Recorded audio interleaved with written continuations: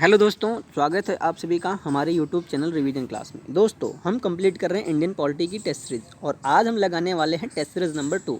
और चलिए दोस्तों शुरू करते हैं हम अपने क्वेश्चन को। क्वेश्चन नंबर 1, भारत की संघीय व्यवस्थापिका को किस नाम से जाना जाता है? तो दीजिए इसका सही जवाब और हर क्वेश्चन का जवाब देने के लिए आपको मिलते हैं 5 सेकेंड। तो इसका सही जवाब है ऑप्शन बी, संसद। संसद को संघीय व्यवस्थापिका का नाम से जाना जाता है। क्वेश्चन नंबर 2, भारतीय संसद का निर्माण कैसे होता है? तो इसका सही जवाब है ऑप्शन ए, राष्ट्रपति, राज्यसभा व लोकसभा। क्वेश्चन नंबर 3, संसद के कितने सदन हैं? तो इसका सही जवाब है ऑप्शन बी, संसद के 2 सदन हैं। यदि प्रश्न पूछा जाए कि संसद के कितने अंग हैं तो उसका सही जवाब होगा ऑप्शन सी, संसद के 3 अंग हैं। क्वेश्चन नंबर 4, संसद के किस सदन को प्रतिनिधि सभा कहा जाता है? यहाँ पे ध्यान देने वाली बात है कि संसद पूछा जा रहा है, विधानमंडल को नहीं। तो संसद का जो प्रतिनिधि सभा होता है वो लोकसभा होता है। यदि विधानमंडल के स्तर पर पूछा जाए तो विधानमंडल का प्रतिनिधि सभा विधानसभा होती है। क्वेश्चन नंबर 5, संसद का स्थायी सदन किसे कहा जाता है? तो इसका सही जवाब है ऑप्शन सी, राज्यसभा को। राज्यसभा को संसद का स्थायी सदन कहा जाता है। क्वेश्चन नंबर 6, भारतीय संसद का तीसरा अंग कौन सा है? तो इसका सही जवाब है ऑप्शन ए, राष्ट्रपति। राष्ट्रपति को संसद का तीसरा अंग माना जाता है। क्वेश्चन नंबर 7, संसद के 2 क्रमिक अधिवेशनों के बीच कितना अंतराल होना चाहिए? तो इसका सही जवाब है ऑप्शन बी, 6 माह। यानी कि संसद के 2 क्रमिक अधिवेशनों के बीच कम से कम 6 माह का अंतराल होना चाहिए। भारतीय संसद को कौन भंग कर सकता है? तो इसका सही जवाब है ऑप्शन बी, राष्ट्रपति। राष्ट्रपति भारतीय संसद को भंग कर सकता है। क्वेश्चन नंबर 9, भारतीय संसद की संप्रभुता किसमें निहित है? तो इसका सही जवाब है ऑप्शन ए, न्यायिक समीक्षा।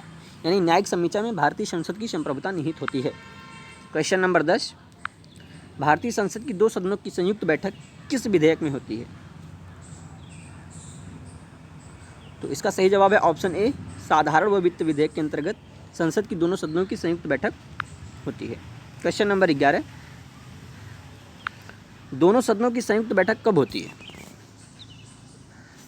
तो इसका सही जवाब है, लोकसभा और राज्यसभा में मतभेद होने पर दोनों सदनों की संयुक्त बैठक होती है। क्वेश्चन नंबर 12, संसद का निम्न सदन कौन सा होता है? तो इसका सही जवाब है ऑप्शन डी, लोकसभा। ये संसद के स्तर पर पूछ रहा है। यदि विधानमंडल के स्तर पर पूछा जाता तो विधानसभा निम्न स्तर पर होती है। यानी विधानसभा जो है वो निम्न सदन होती है और संसद के स्तर पर पूछा जाए तो लोकसभा निम्न सदन होती है। क्वेश्चन नंबर 13, भारत में सरकार की संसदीय प्रणाली कहाँ से ली गई? तो इसका सही जवाब है ऑप्शन ए, ब्रिटिश संविधान से संसदीय प्रणाली लिया गया है। क्वेश्चन नंबर 14, राज्यसभा का पदेन सभापति कौन होता है? तो इसका सही जवाब है ऑप्शन ए, उपराष्ट्रपति। उपराष्ट्रपति राज्यसभा का पदेन सभापति होता है। क्वेश्चन नंबर 15, राज्यसभा का पहली बार गठन कब किया गया? तो इसका सही जवाब है ऑप्शन ए, 3 अप्रैल 1952 को राज्यसभा का पहली बार गठन किया गया। क्वेश्चन नंबर 16, भारतीय संविधान का अनुच्छेद 330 किससे संबंधित है? तो इसका सही जवाब है, लोकसभा में अनुसूचित जाति और जनजाति के लिए सीटों का आरक्षण, अनुच्छेद 331 में। क्वेश्चन नंबर 17, भारतीय संविधान का अनुच्छेद 331 किससे संबंधित है? इससे पहले 330 था और अगला हमारा 331 है। यह पूछ रहा है तो यह संबंधित है लोकसभा में आंग्ल भारतीयों का मनोनयन करने से। क्वेश्चन नंबर 18, वर्तमान में लोकसभा के सदस्यों की संख्या कितनी हो सकती है? कितनी है नहीं, कितनी हो सकती है ऐसा पूछा जा रहा है। तो इसका सही जवाब है ऑप्शन सी, 352। यानी कि वर्तमान समय में लोकसभा के सदस्यों की संख्या 352 हो सकती है।